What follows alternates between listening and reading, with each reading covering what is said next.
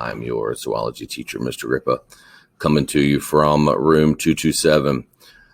Today we're going to move on to lesson 2. We're going to talk about some classification within the Echinoderm phylum, and we'll end up talking in a little bit more detail about the class that the sea stars are in, and that will cover today's material. So let's go ahead and get started.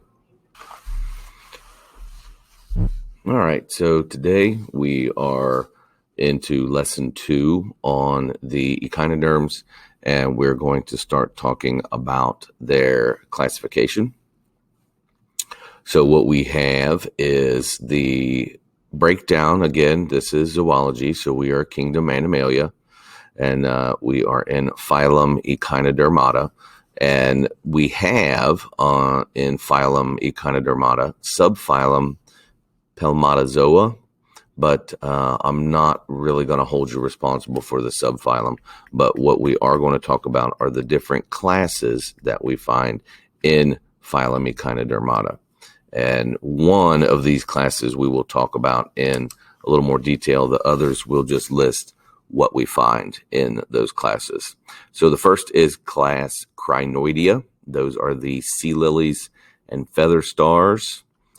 So here is a sea lily and a feather star down here at the bottom, and they are filter feeders, which means they just sit there and they filter some microscopic organisms out of the water, and that is what they eat. So they're not very active. They stay in one spot and they let their food come to them. Next, we have class Asteroidia. These are the sea stars. This is what we're going to spend a lot of our time discussing. And so we'll have more on these guys here in just a little bit. Next, we have class Concentricloidea. That one's a mouthful. These are the sea daisies. And as you can tell, they get their name because they do kind of resemble a field of daisies, of the flowers, and they are also sessile. They stay in one spot, and they will also catch their food as it drifts by, similar to the sea lilies, another name for another flower, and the feather stars. Next, we have class Opheroidia. These are the brittle stars, and the brittle stars get their name because of their fragile appearance. You can see their arms are very thin. So here's their central portion of their body, and the arms that extend out from that body portion are very thin, and it gives them a very brittle or fragile appearance. And that is how they got their name as the brittle stars. Next is class Echinoidea. These are sea urchins and sand dollars. Most of us, if we've been to the beach, are familiar with sand dollars. These brown sand dollars are the living sand dollars. If they are bleached out white, then they are the dead sand dollars. And what you're looking at is their calcified endoskeleton, the ossicles of their endoskeleton left over. And here we have the spiny sea urchins, and they are basically small mobile pincushions. They have all those spines to help protect them and keep their underbelly nice and safe. And they just cruise around and eat. They're decomposers. They'll eat whatever happens to be lying on the ocean floor. And then the ever popular Holothroidia. These are the sea cucumbers, and they're very slow moving decomposers that just trudge along on the bottom. And you can see what they got there, how they got their name. They have a very cucumber kind of shape. All right, so let's go back to talk a little bit about the class Asteroidia. Again, these are the sea stars, and we'll go into a little bit more detail about them. They demonstrate the basic features of echinoderm structure and function, so that's why they are a good example. They are regularly found along the shoreline on rocks or sandy bottom and found on the coral reef, and they can be found in any and all of the oceans. They're found up in the Arctic, where it's extremely cold. They're found in tropical regions. You can find members of class Asteroidia just about anywhere in the ocean. They are varied in size. Some species are very small. Many times they are brightly colored, and they can be anywhere from a centimeter in diameter to a meter. And as if you know anything about the metric system, a meter is 100 centimeters. So here we see some pretty good representatives of those. So there's one barely on the fingertip there, and here's one that clearly is much bigger. So they do range greatly in size. They have and show pentamerous symmetry. Again, pentamerous meaning pentagon or pentagram with 5 points. So if you look at the planes through the body of a sea star, and I kind of put the black dots there so that you can count them.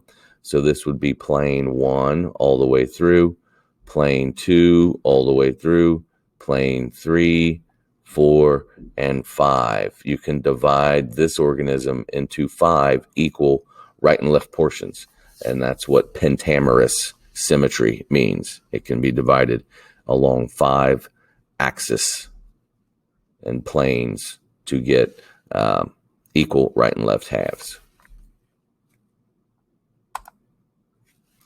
Beneath the epidermis is an endoskeleton of small calcareous plates known as ossicles.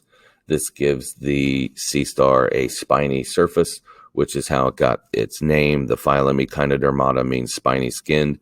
And here we can see the all of the tissue of this sun star has been removed, and all that's left over are the bony or the calcareous ossicles or plates. And that is the basic endoskeleton of that creature.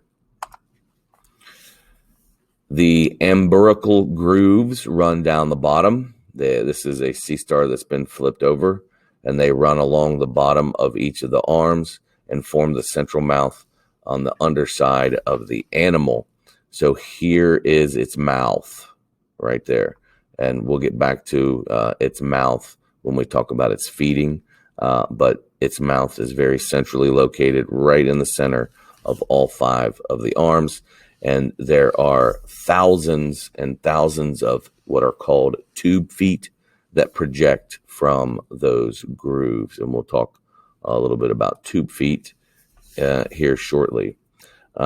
Covering all over the top of the sea star, we have spiny grooves called pedicelaria, which means, the translation means tiny pincers. These pincers help keep the body surface free of debris, protecting the dermal branchiae or the skin gills. And if we remember, that's what they use to breathe, the dermal branchiae. And you can see here there is a very tiny, this is the spine, that calcified ossicle that makes the spine. And here's that tiny little pincher.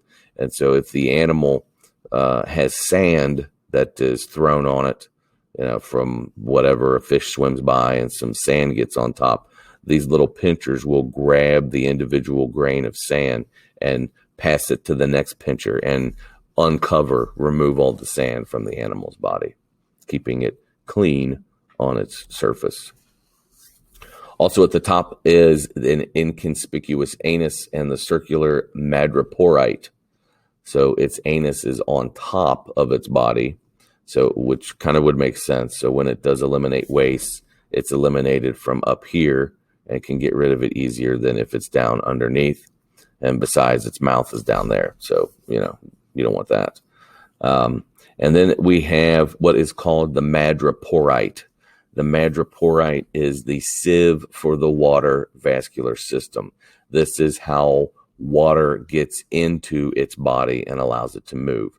They move by using water pressure, and we'll talk a little bit more about that here shortly. But this little spot right there, and you can see this is just a diagram of their water vascular system. This is the intake valve. That's how water is drawn into this whole system. The water vascular system is a coelomic compartment unique to echinoderms. And remember, a coelom from our vocab terms is a true body cavity. So this water vascular system is found within the body cavity of the organism. It functions in locomotion and food gathering, as well as respiration and excretion. It is the heart of the echinoderm. It is everything. The water vascular system is used for a lot of its life processes. The water vascular system, abbreviated here as WVS, opens to the outside through the pores in the madreporite. Again, that is that intake valve right there. That leads to the stone canal. The stone canal runs down here to this ring, known as the ring canal. And the ring canal will have branches called the radial canal that run down each of the arms of the sea star. Then there will be very small tubes called Tideman's bodies that will come out and connect to these tube feet. And all of these are tube feet. And this bulb of the tube feet is called the ampullae. And we'll talk about how that works here in just a minute. Attached to the radial canal are the small lateral canals that connect to the tube feet, or the podia. So we don't watch a YouTube video on this YouTube video. I won't click this link, but I will embed this link in the Schoology announcement so that you can go back and watch this instead of watching a video that's embedded within a video. But this video shows how sea stars will feed, and I'll describe it very quickly. Here we see there's a clam right there, and what happens is the sea star climbs over the clam, and using its tube feet, it attaches to the shell of the clam, and with the water vascular system, it just keeps pumping water into the system. And if you've ever seen a fire hose, when it fills with water pressure, it straightens out. So the tube feet are suctioned onto this clamshell. It runs water through the arms, which causes the arms to want to go straight out, similar to a pressurized fire hose, and that pulls on the clamshell. The clam has a pair of muscles that hold the shell together. And those muscles will fatigue after a while, and the clam will slowly, as those muscles tire, the clam will open. And when the clam shell opens, the sea star then forces its stomach out of its mouth, and it digests the inside of the clam while it's inside its shell. It eats the clam, it dissolves the clam in the shell, absorbs that material and nutrients in its stomach while its stomach is in the clam shell. And then after the inside of the clam, all of the soft tissue inside the shell is gone, then the sea star simply brings its stomach back into its body and goes to look for its next meal. Pretty terrifying for a clam if you think about it. Once the sea star wraps around it, it's pretty well doomed. And that's what you'll see in the video. All right, that will probably be enough for today's lesson. So let's go ahead and end it right here. All right, that'll conclude today's video lesson. If we are on remote, you will now be directed to go to Schoology and take your exit slip for this lesson. And if you are on quarantine, then hopefully you've taken good enough notes, and this will give you what you need for this section of the lecture material. Thanks for watching. We'll talk to you later.